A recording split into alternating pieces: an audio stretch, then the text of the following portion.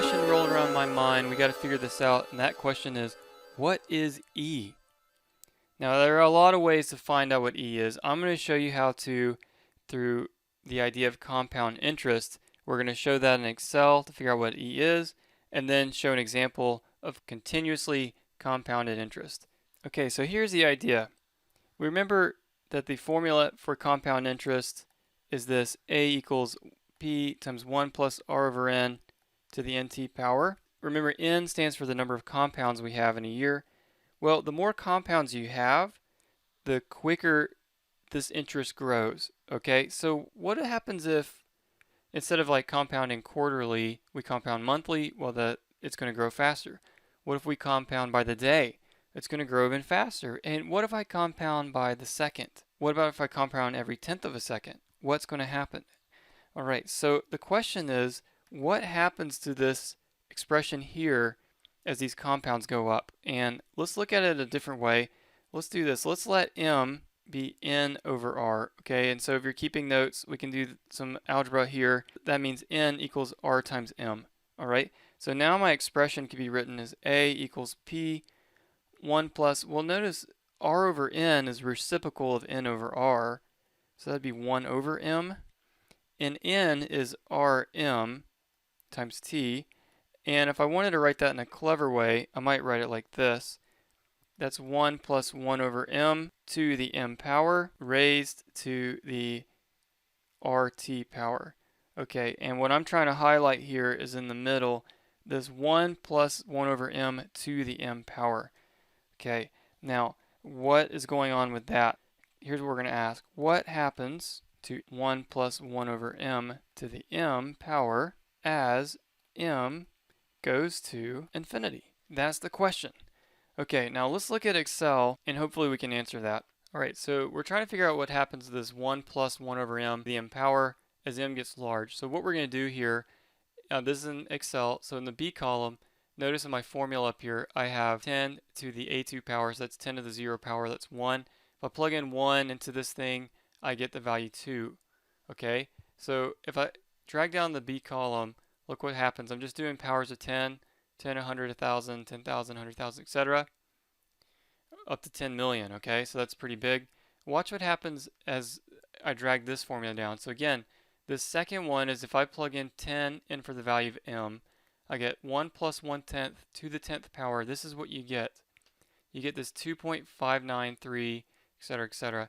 And as I get larger, this is going to grow, but look, it doesn't grow that fast. After 10,000, I kind of hover around this 2.718, and I get up to 2.782, and then it looks like 2.7828, okay? And that is actually close to what E actually is.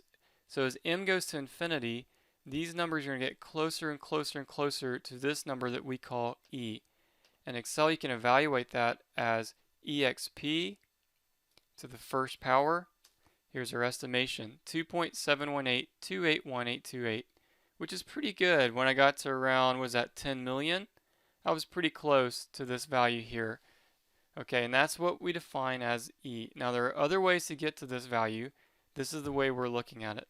Let me show you some examples. Alright, so we saw from Excel that this thing approaches E. That's what happens. It goes to E. And that E value, again, we define it as around 2.718. If you want to get a little bit more precise, we can add in a few extra numbers, though we'll probably never really have to be that precise, okay? And so what happens now to this formula, our compound interest formula, is as this 1 plus 1 over M to the M power goes to E, my compound interest formula for continuously compounded interest simply becomes the future value is the principal E to the RT power. That's it, right? Because that 1 plus 1 over M to the M power became E. Alright, so now let's look at this example. If Ann Perkins has the option of investing $10,000 in a continuously compounded account, earning 4.5% annual interest, what will be the value of her account after 3.5 years? Okay, so there's less to play around with. We have a time, we have an initial investment, and we have an annual interest rate. Since it's compounded continuously, we're going to use this formula here, and that's it. So here we say A of 3.5, right, because it's 3.5 years, is going to be 10,000 times E to the 0.045, right, that's 4.5%, times 3.5 power. This is something you're going to have a calculator for, and just be careful plugging it in, and you're going to get around $11,705.81. Let me get my dollar sign in there. And there is our answer. Okay, now the thing is, in real life, you'll never really see a continuously compounded account, but what these accounts do, or why this would be useful, is it shows you the most you will ever get out of this account. All right, so Ann Perkins invested 10,000. She cannot exceed, with an interest rate of 4.5%, she will never be able to exceed that amount in 3.5 years. Doesn't matter how quickly it's compounded. So it kind of gives you an upper bound on what you'll get out of the account based on the number of compounds. Alright guys, I hope this makes sense. E is very, very useful, way more useful than just this. You see it everywhere in the natural world, but this is one way we can approach it where we don't have to get into some calculus or something like that, and it's very, very useful. If you have any questions on it, please let me know, and thanks for watching.